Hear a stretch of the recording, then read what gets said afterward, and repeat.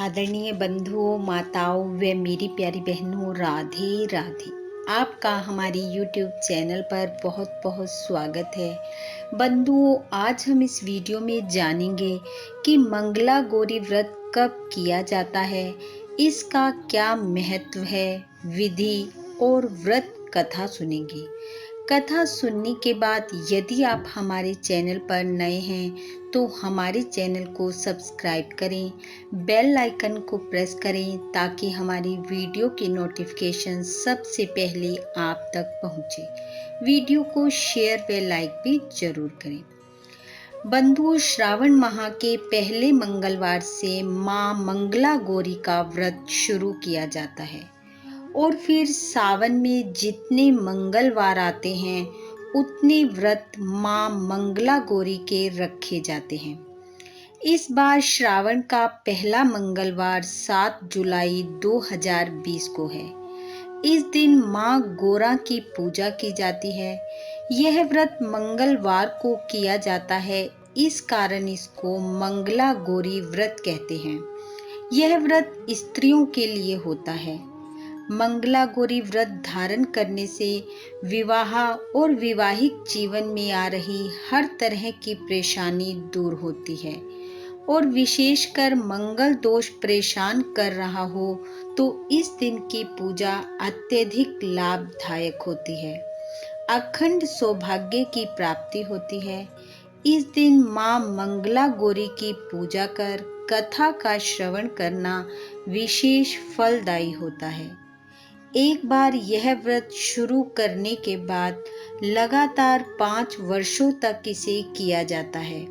तत्पश्चात व्रत का विधि विधान से उद्यापन कर देना चाहिए। इस दिन सुबह जल्दी उठ स्नान आदि कार्यों से निवृत्त हो स्वच्छ वस्त्र धारण करें। फिर एक पाटे पर सफेद वस्त्र बिछाकर चावल की ढेरी पर गणेश जी को रखें और फिर 16 ढेरी गेहूं की बनाकर उस पर जल से भरा कलश स्थापित करें।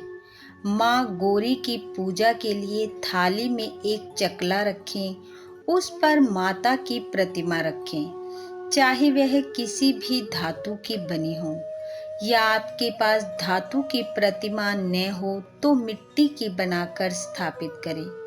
सबसे पहले गणेश जी का पूजन करें, फिर माँ मंगला गौरी की प्रतिमा को पंचामृत से स्नान करवाएं। वस्त्र धारण करवाकर माँ की सिंदूर, हल्दी, चावल, मेहंदी, काजल आदि लगाकर षोडोपचार से अर्थात 16 फूल, 16 दाने चावल के, 16 चने की दाल के दाने, 16 पान, 16 सुपारी और श्रृंगार का सारा सामान माँ को चढ़ाकर 16 तार की 4 बत्तियां बनाकर आटे के चौमुखी दिए में जगाएं और भक्ति पूर्वक माँ की आरती करें। 16 परिक्रमा लगाएं। माँ मंगला गौरी व्रत कथा को सुने। फिर 16 लड्डुओं का बायना निकालकर सास को पांव छू कर दे दें। इस दिन एक ही प्रकार का अनाज बिना नमक वाला खाएं। दूसरे दिन माँ मंगला गौरी को तालाब या कुएं में विसर्जन कर भोजन करें। यह व्रत अखंड सुहाग को देने वाला, सुख समृद्धि प्रदान करने वाला है, इसलिए प्रत्येक विवाहित स्त्री को अपने जीवन काल में एक बार इसे अवश्य करना चाहिए। आइए अब सुनते हैं कथा। प्राचीन काल में एक नगर में धर्मपाल नाम का एक सेठ अपनी पत्नी के साथ रहता था। सेठ के पास धन दौलत की कोई कमी नहीं थी।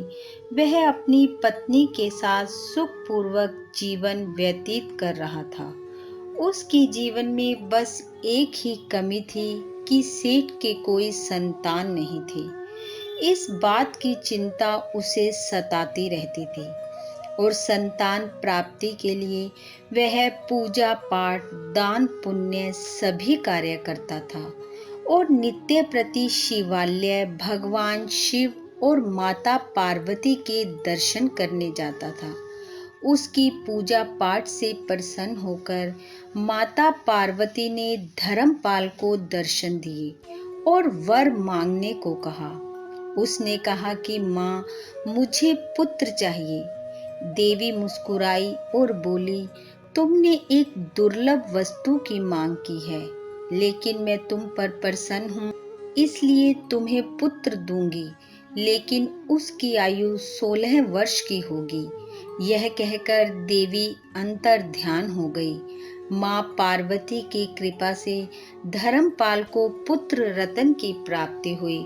पुत्र को पाकर वह खुश भी था, परंतु उसकी आयु छोटी है ये जानकर दुखी भी। परंतु भाग्य के लिखे को कौन टाल सकता है। अतः यह सोचकर धर्मपाल ने सब कुछ भगवान के भरोसे छोड़ दिया और पुत्र के पालन पोषण में लग गया।